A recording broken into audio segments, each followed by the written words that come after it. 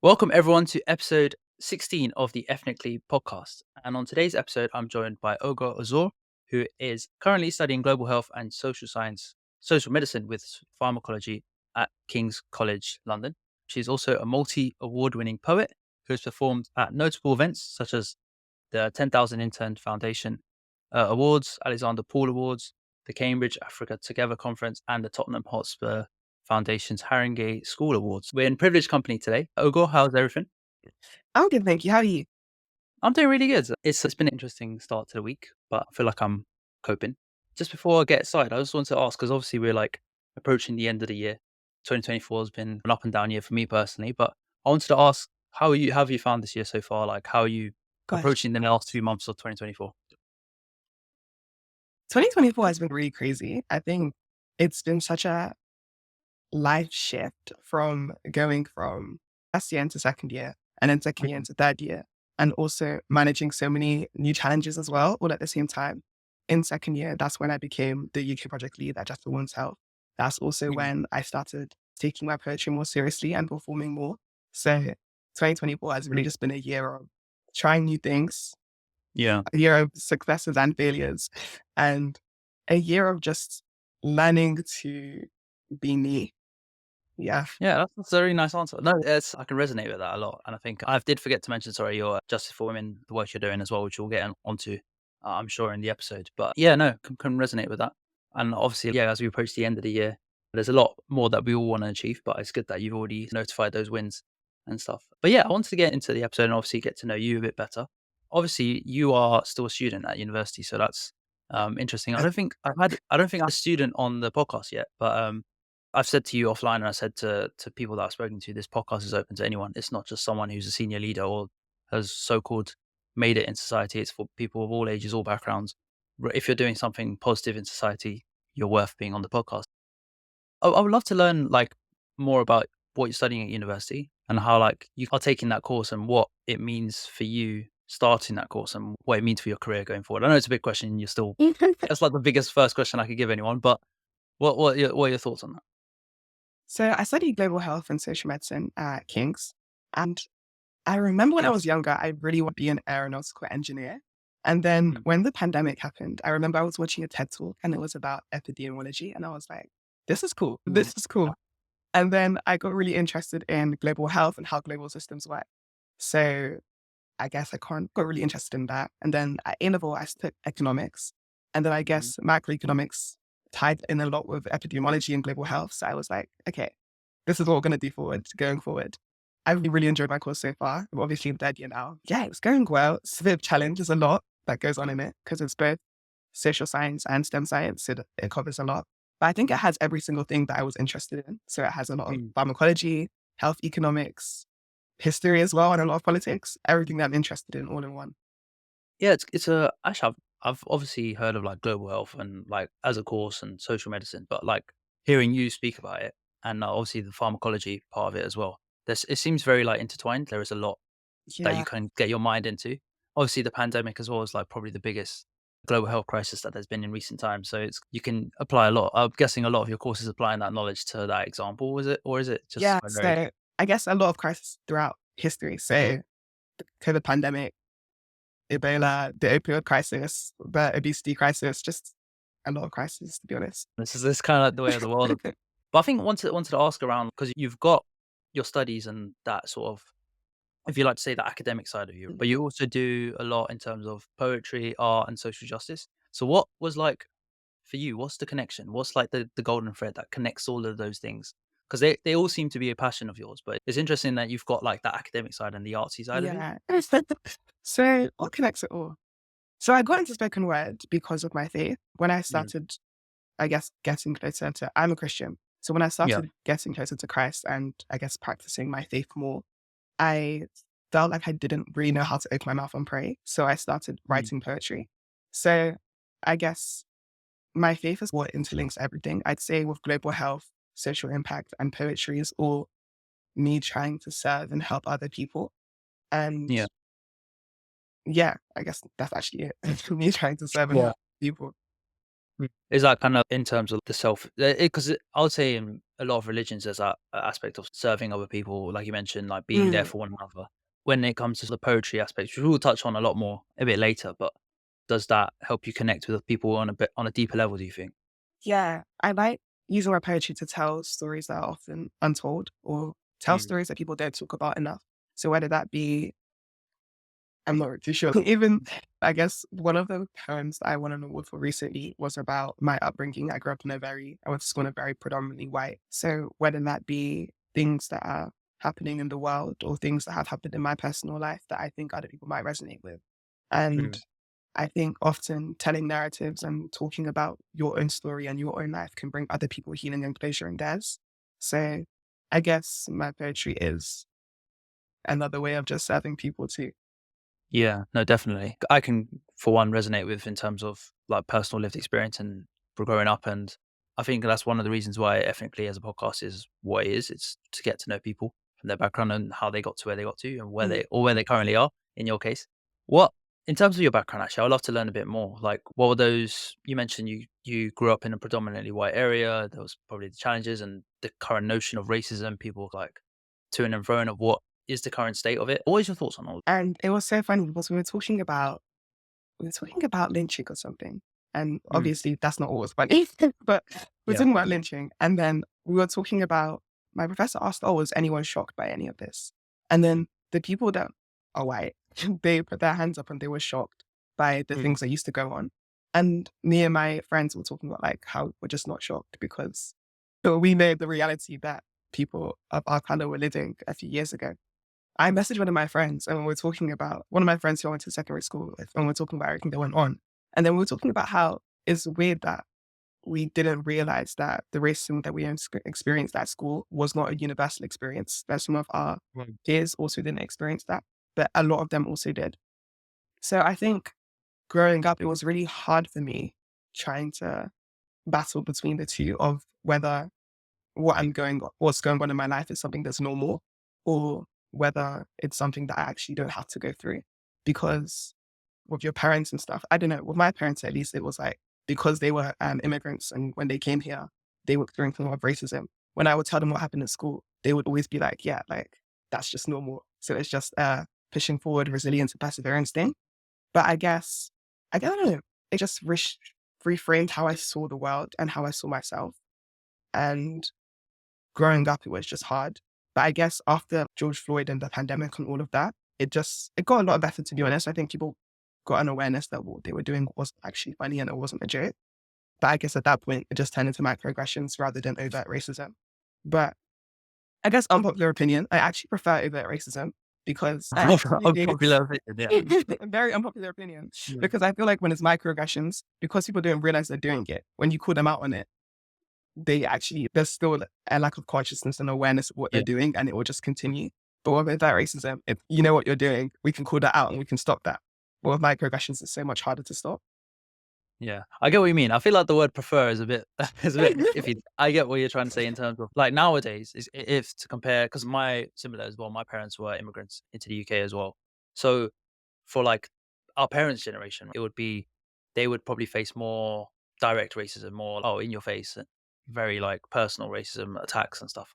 Or but nowadays, like more of those microaggressions, maybe it's Mm, online, maybe it's like subtle. It's just it's more systemic. You see it in like leadership positions. It's not yeah. reflective of society representation, that sort of thing. No, I do get what you're saying. I think it does make sense as well how it feeds into our lifestyles as well, and like how we currently show up at, in whatever we're doing. I think what you mentioned around it's going to your parents and saying oh this has happened, and then their attitude towards it is now completely different to what it is now. We have to call it out, and it's important that we're Mm. doing that. Yeah, I think as well in terms of like how has that shaped your work and your current sort of ambitions? Because I noticed as well in your poetry, and you mentioned like you did some work on like poetry around racism and stuff like that. What's why do you use poetry as a form of tackling that? I think at first it was more of an outlet in trying to Mm. heal from childhood trauma. And when I realized it helped other people as well, I think that became fuel to write more about it and to speak more about it. Um, I used to be really scared of speaking in front of people. It used to make me really nervous. So I think starting spoken word has actually really helped my confidence for one. I find it a lot more natural speaking in front of people now. I'd also say another highlight would be all the people that I've met. I think had I not been doing spoken word, I wouldn't have met the coolest people and some of my closest friends that I have now. Um, I think also the impacts that it had on other people. I think it's also always so humbling meeting people and them having had my poems before or them hearing me perform and telling me how it resonated with them. And that's probably one of the biggest highlights. Yeah. Yeah, yeah, it's that impact that it has on people. I was speaking to Elliot Daly, he's also a spoken word artist, a couple of weeks ago on the podcast, and he said that it's the value that you can give to people that they didn't even know that you could give, that he didn't even know he could give to. Literally. Yeah. Um, so it's like one of those things where for you, you could probably think, "Oh, this is my work, and I'm obviously proud of it," but you don't know how much of an impact it will have until you perform it. Lit- Do you get that sense when you perform? Is it like you being your most authentic self to people?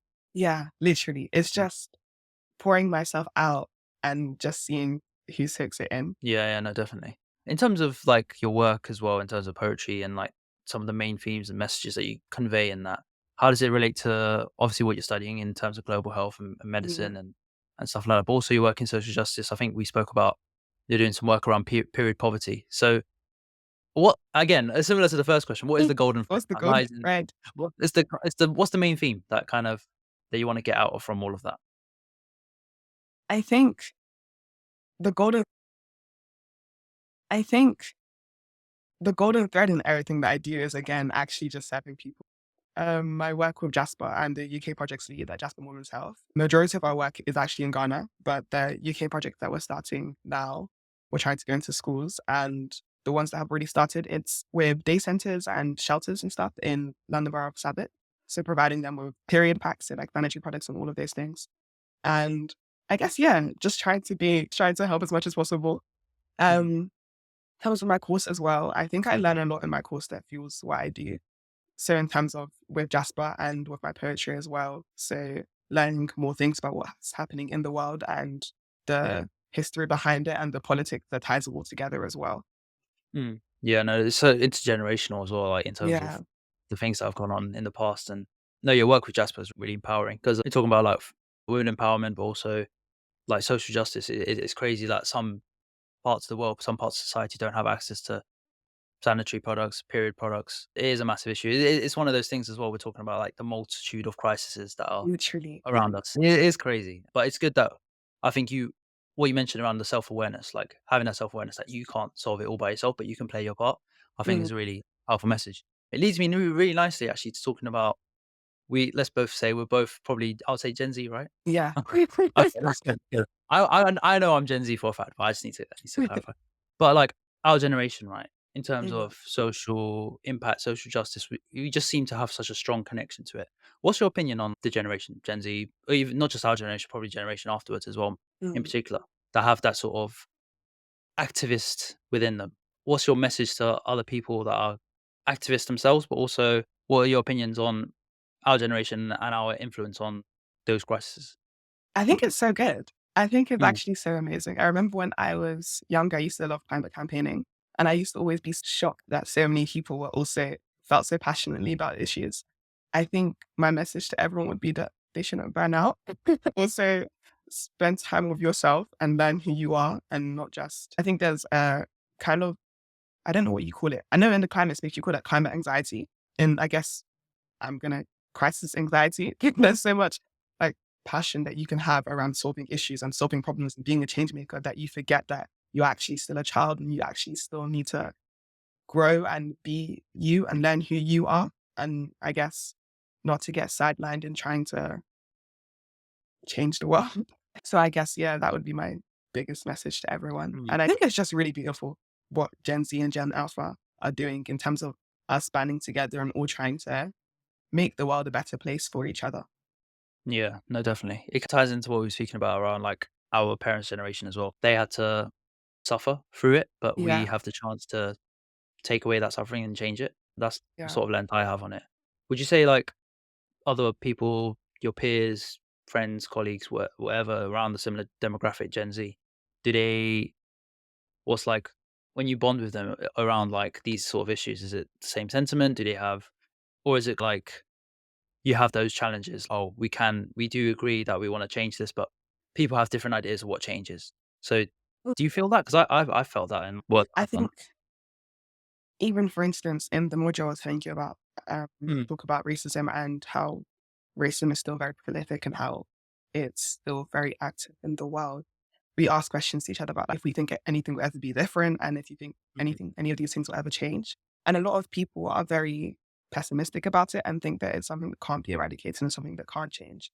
But I think, I'm not really sure. I think that's a very limited view of not being yeah, able to think that you can make a change and say that I think Gen Z and Gen Alpha work at kind of divide of some people thinking that things will never change and people thinking that we can change it and we should change it. like a it's one of the things that I think that makes the generation so powerful, that we Mm, can change it regardless. It's like that no fear mentality and not satisfied for the bare minimum. You want to try and drive more change.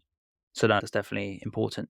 I did want to come to sort of your public speaking. You mentioned earlier that you didn't actually enjoy public speaking or you weren't the oh, best or you had a bit of a I, fear. I, How have you been able to develop that and advocate for social justice whilst improving your public speaking? Like, what's been the biggest positive impact on that? Have you had like mentors? Is it just practice? mm, What's helped you become a better public speaker and spoken word artist?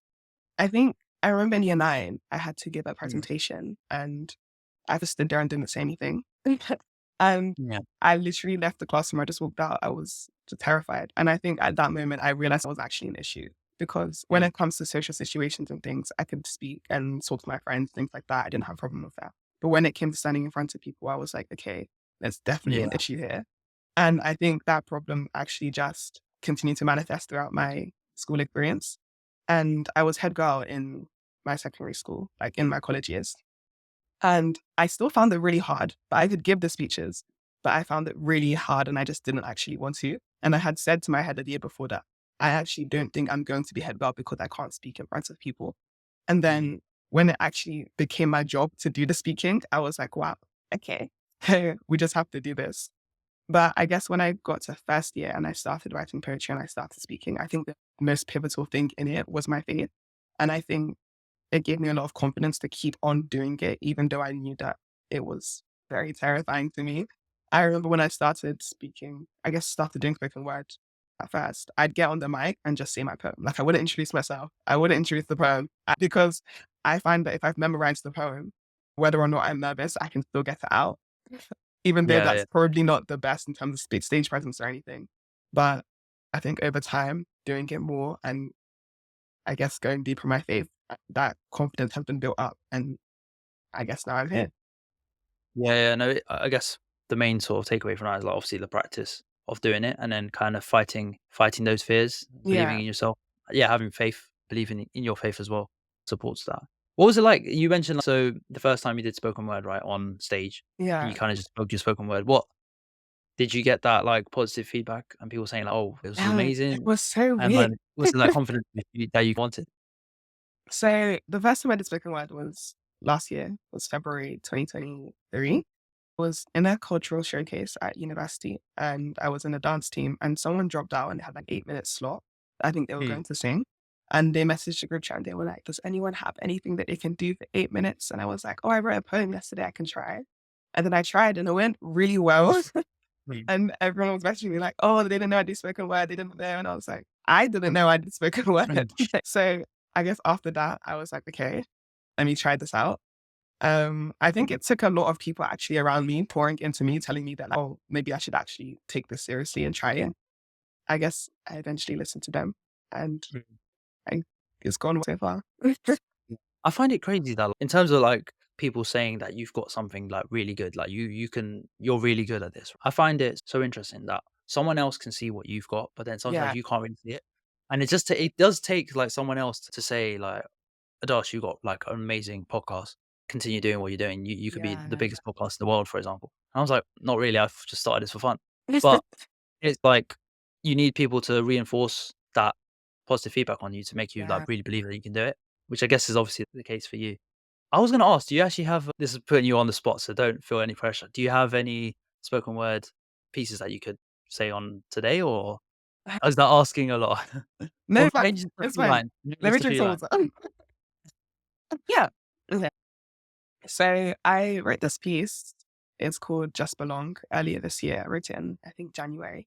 And I performed it at the 10,000 Black Intern Alexandra Hall Awards. So I think I said it's called Just Belong. I don't actually remember. But it's called Just Belong. And it's about people championing you and mentoring you and I guess pouring into you. And Mhm. that positive affirmation that we were talking about, I guess that's why I chose this one because I feel like it matches into what we're just talking about. Yeah. We've all got that person who believes in us, who propels us and pushes us, but also remembers to criticize and chastise us. Because sometimes we need a bit of that too. A little bit of friendly rebuke to get us off our backs. When we're back against the wall, they help us bulldoze that wall down like a wrecking ball. Because they're the best of both worlds. See, they champion you. You're the victor, but you both get the spoils. Because your successes are theirs too, and vice versa. Because both your wins are shared. And you break bread at the same table, because they see the value in what you bring to it. So you fit right in, like a lock and key. And they open doors, and I'm not just talking opportunities, but they get you to see yourself in a way you've never seen yourself before. Because eyes have not seen, nor have ears heard, the plans that were pre-written about you before your birth. You just need a little bit of help to unearth. So sometimes they even help you rewrite your story, rise above those stories in the high rises, crack through the cracks in the glass ceilings. Because along the way, you help society build your own glass house. And I know that without finding my person, my people, I never would have gotten out, trapped within all that heat and all that pressure. But they saw the diamond forming and reached into the fire to pull me out, sent me scriptures and pictures of worship music they'd been using to search their soul. And they remind me over and over that I am more than capable of reaching each and every single one of my goals. Because we both count my sleepless nights, and we both count my blessings, my tests, and my testimonies. And they make me feel like I am destined for great. So I pray you find that person who believes in you, who repels you and pushes you, but also remembers to criticize and chastise you. Because sometimes we need a bit of that too. I pray you find that person with whom you can share your wins and your losses, no masks and no pretending, because they make you feel like you just belong. Stella. Oh, that was amazing. Wow, that was incredible. I'm gonna give you a Thank round of you. applause because that is no, that was beautiful. Wow, what was the inspiration behind that piece in particular? I know we spoke about it resonates with the discussion we're having right now, but that was incredible. You've got yeah. Now I'm gonna do that. I'm gonna do that thing that 50 people have been saying. Yeah, you've definitely got that's your thing. You've got a massive talent. That was beautiful. But the inspiration behind it was I was looking at my life and what had got me to where I was. And it was genuinely all the people that had been pouring into me and my community around me. And I guess my Mhm. community means so much to me. Like I actually love the people around me and I'm so blessed to have them in my life. So they were the inspiration for that piece. Yeah, and it's a really the message that kind of resonated with me is those people that are around you that make you feel like you just belong Yeah. are those that are gonna yeah they're gonna criticize you and chastise you and also they'll be there for you as well. So it's a very important message. I really like that was amazing. Did you so you performed that one at the Alexandra 10,000? Woodwards, yeah, earlier this year. Yeah. And so then after you performed that, what was that like? Did you what's the whole what is the experience of performing at awards and being able to do it in front of a wider audience? It's What does that mean to actually, you? it's so crazy. It's such a blessing, I think. I think it's really just yeah, it's so weird. I know a few weeks ago, I hosted an event and my friend messaged me and she was like, it's so crazy that this is all because you decided to fill an 8 minute slot. And I was like, Yeah. yeah, Mm. like it's insane. Like genuinely, it can only be the grace of God because it's so insane. That I actually didn't have any words. I'm actually very lost for words. Um, yeah, it's just an insane experience as well because a lot of people in those spaces aren't actually creatives or Mm.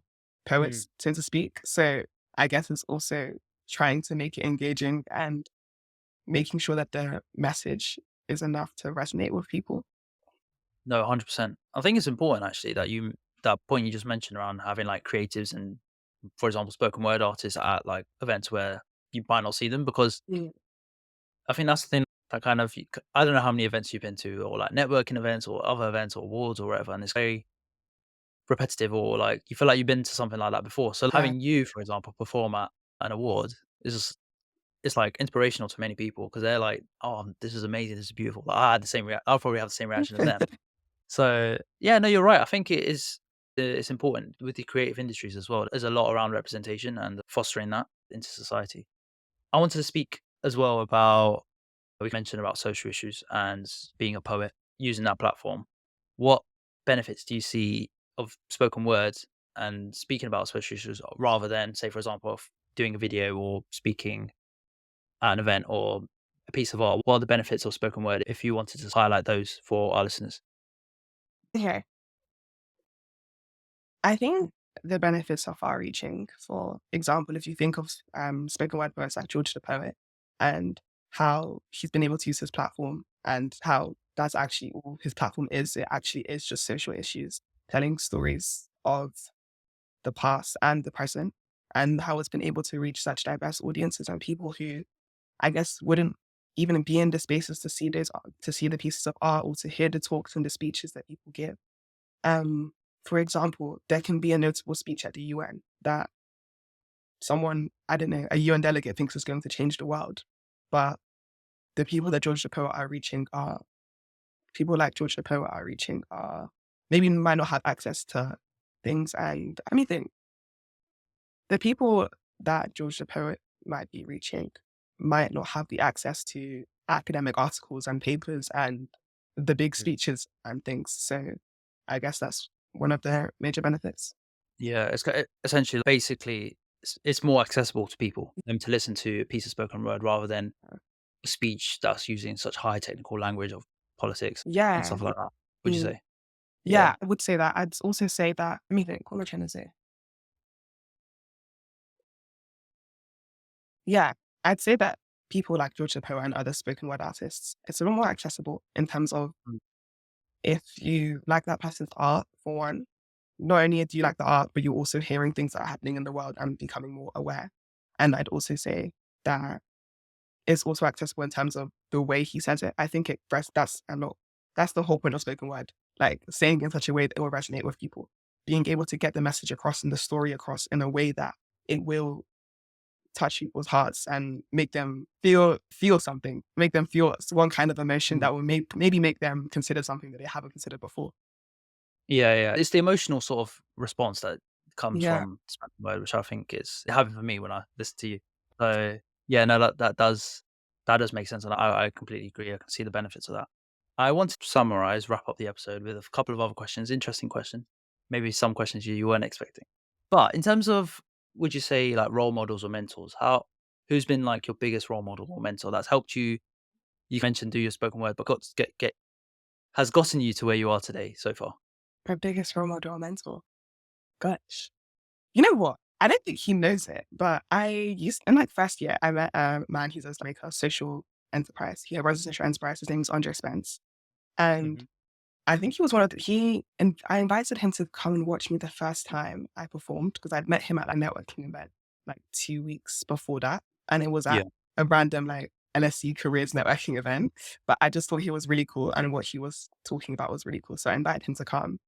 And I think he was one of those people who poured into me heavy at the beginning, telling me that I have a Mm. talent, I have something I'm working with, do something with it, and always trying to get me to perform. Like anytime I see him, like any event, he's like, guys, you might be on the mic. He'll be like, guys, my sister Ogor is here. She's going to come on the Right. mic and speak for us. And I'm just like, why? But Yeah. he's really poured into me and really grown me. And Mm. I guess I'm the person I am today because of him. Yeah. No, that's inspirational. It's actually really important to have someone that's just gonna put you on stage and, like, just put Yeah. you there and, like, throw you into the deep end, but Literally. yeah, I think he probably had full faith that you were gonna be fine. He just Yeah. wanted the opportunity. Literally. Um, And I feel like I was one of those people who I could step out of my comfort zone, like academically and all of those things. But in terms of spoken word and poetry, I really didn't want to. So you were just one of those people who dragged me out of my comfort zone. And I yeah. think I actually really needed that. How important is like the idea, that notion of getting out of your comfort zone for, I want to, obviously with Ethnically, we're focusing on communities from ethnic backgrounds, diverse communities, particularly for coming out of your comfort zone. How important do you think it is for, say, you're a change maker or anyone in society from an ethnic background? How important do you think that is for someone who's listening that might want to do that? Like, what's your take on that? Because do you think that a lot of us, we're fearful of going out of our comfort zone? If that Yeah. makes sense.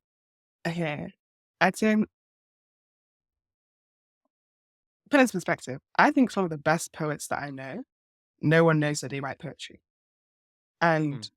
Okay. I genuinely think that there are so many hidden talents and hidden gems in our communities, and people who are such good speakers and have such amazing stories to tell, stories of perseverance and resilience, and stories that I think would actually change the world and change people's views on things. But people are scared to step out of the comfort zone, or even they Yeah. just don't feel the need to. Um, and they just feel like someone else can do it. But I genuinely think like everything that I've achieved, I know a lot of people who could have achieved more in the same amount, in the same period of time. And it's not even a self-deprecating thing. I actually think that some of the best people I know are very invisible in the world. And Mm. especially in terms of change making and people who are worried about it. I think in our society, Gen Z especially, people are scared of people seeing them grow and seeing the journey. Mm. I think even me, listening back to my first performances, my gosh, I was so bad. Mm. Like, I'm surprised people have as much faith in me as they did because, Mm. my gosh, I think if I had myself when I was starting out, I might have laughed, genuinely. Mm. Yeah. And I think people are scared of people seeing them grow and seeing the journey, but you actually have to start the journey to be at the place Mm. where you can look back and say, okay, like, I've made progress, I've made impacts, like, it was worth the journey. Mm. No, 100%. It's definitely about progress and seeing the, and it's that famous quote, it's all about the journey, focus on the journey, not the destination. I think a very key word that you said was invisible. That's one of the reasons why I've said this a lot of times on the podcast. So listeners will be like, oh, he's hit Sadar saying this again. One of the reasons why I set up Ethnically is because I believe there's so many invisible change makers, people out there Yeah. that are doing some incredible work, but they're just unheard of. And that's the underrepresentation that exists in our society. Underrepresented voices that have something to say, have things they want to do, things they want to change, but there is no platform out there that helps them get to do that. So that's from my perspective why I set up Ethnically. But I think, yeah, I think it's really important what you're doing in terms of spoken word, like giving people a voice through your voice is essentially what I feel like you're doing really well. Thank So you. yeah, uh, I want to wrap up on two final questions. In terms of advice for people that were, say, you're a budding spoken word artist or poet, but and you want to maybe do, or maybe you're a change maker and you want to speak about a specific thing, or maybe it's a speech, whatever form it is, right? What advice would you give to people who are interested in pursuing a career in social justice and maybe want to express it in a creative way? Stop.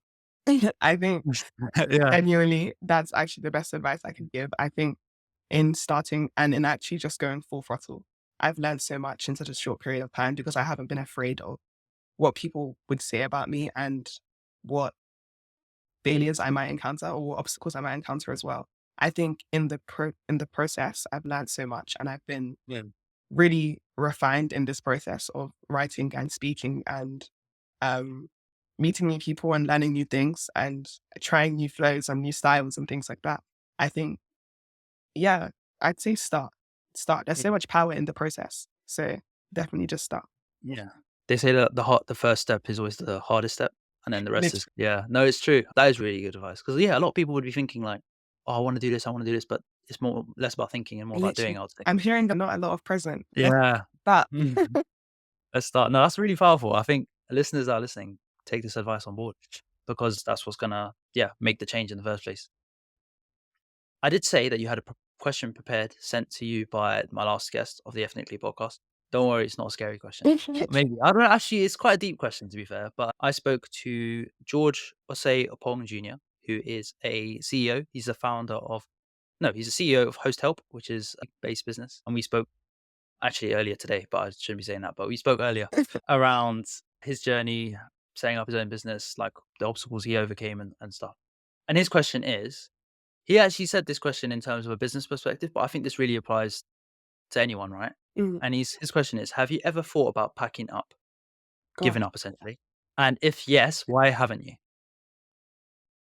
this is so funny. I literally had a Mm, conversation about anyways, I have this mm, conversation, like, all the time.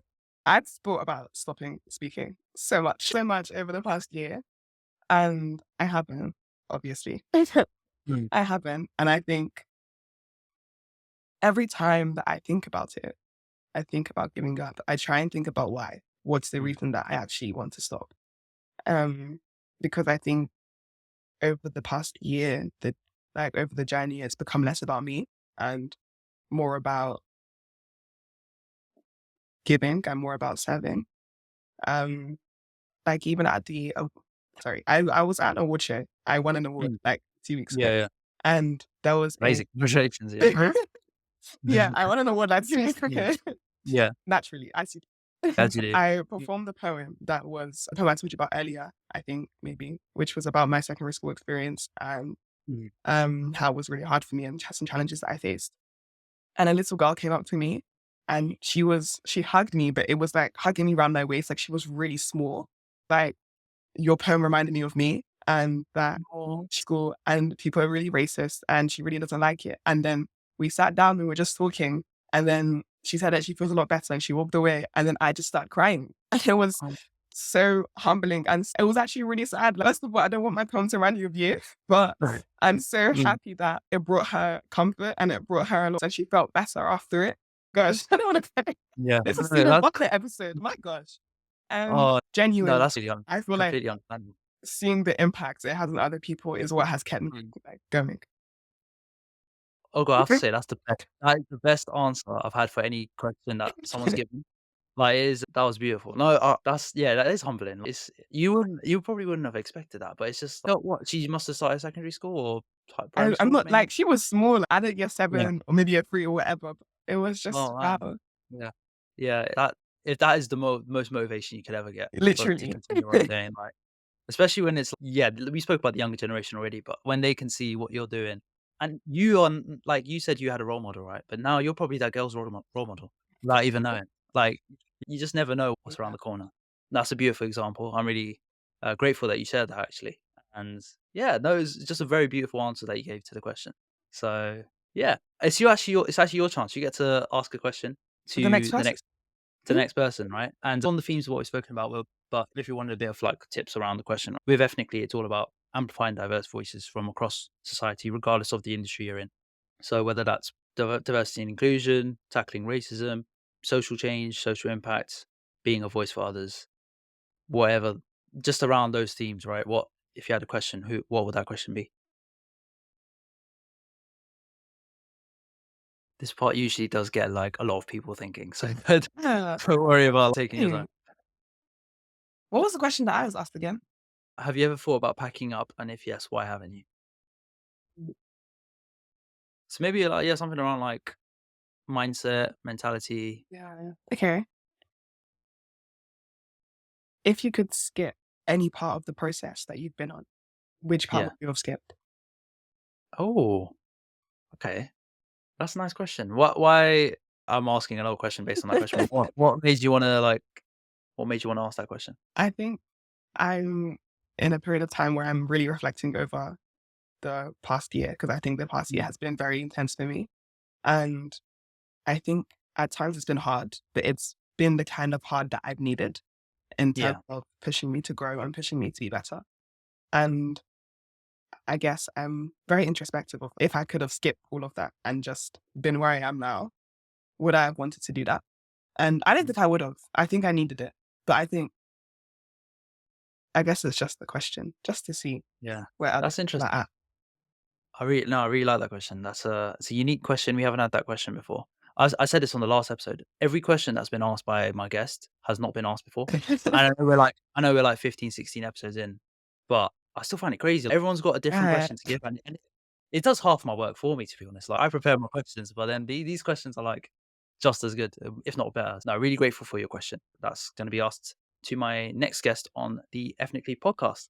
Ogor, it's been an absolute pleasure having you on the podcast. I've really enjoyed chatting to you. I think you've got an inspiring story and you're going to continue doing amazing things in your career, not just in the future, but in the present as well. I firmly believe that. And yeah, it's just been an absolute honor having you on the podcast. So just Thank thank you. you. Thank you very much. Thank you for Um, having me. Thank you everyone for listening to today's episode of the Ethnically podcast. I hope you enjoyed, and please follow on social media, share the podcast with those in your network. And for now, stay tuned and see you on the next episode.